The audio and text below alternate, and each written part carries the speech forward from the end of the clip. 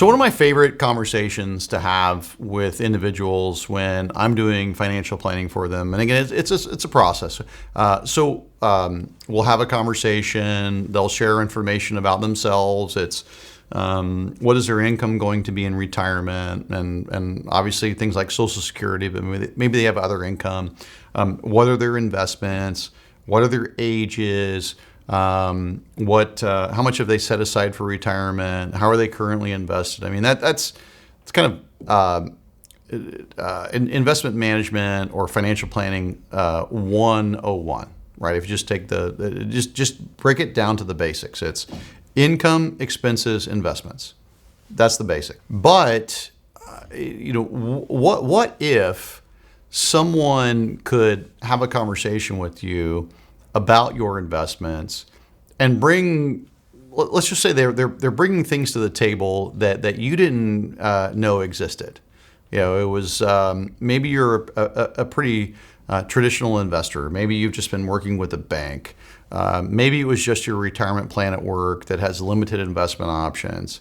Maybe your experience with investing in the stock market is a hang in there approach. When markets are up, you're up, and markets are down, you're down. I mean, that's it's actually pretty typical. I talk to people week after week where their experience with the market, and then frankly also probably their how they feel in a given week.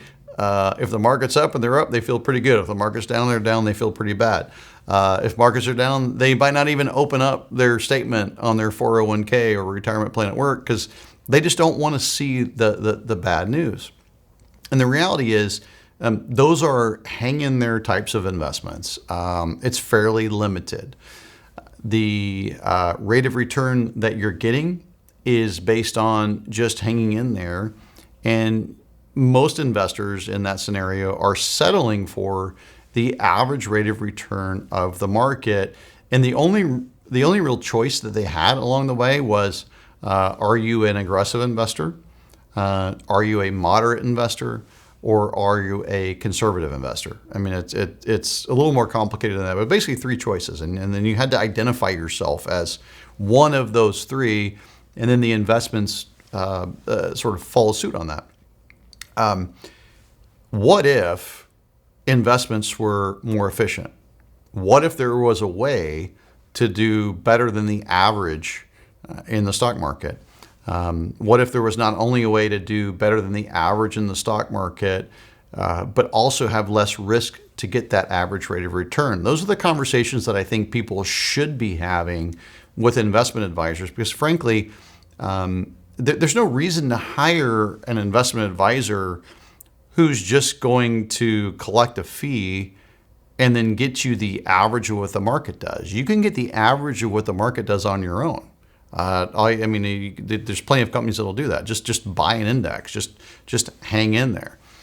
So where is the value add? And then also, if you get more efficient in those investments, what if you didn't have to save as much as you thought you had to save?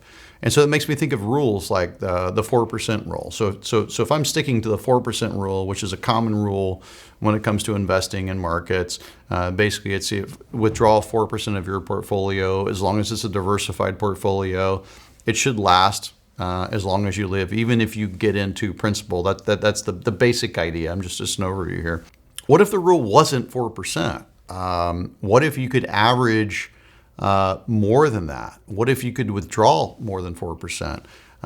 What if you weren't taking all the risk in the market? What if you didn't have to identify yourself as aggressive or moderate or conservative? What if you were working with an investment advisor or a fiduciary who knew what your long-term goals were, but acted as a guide, right, along the way, not just a salesperson? And so I think that's where financial services, I'm hoping that it's moving in that direction. It seems kind of slow, but at least from my experience, when I talk to individuals that are investing, and in particular retired or close to it, we're looking for a way, like, can we provide value? Can we show you how to get a higher average rate of return? Can we not only show you how to get a higher average rate of return, but reduce the amount of risk you're taking to get that return? Because when you get there and you get away from those norms, there's a really good chance that when you're more efficient, you didn't actually have to save as much for retirement as you thought you might have had to. Now, I hope that you do, but what if we're more efficient? It might work out really good for you. Thank you for watching. Go to guardingyournestegg.com for your free and objective personal financial plan.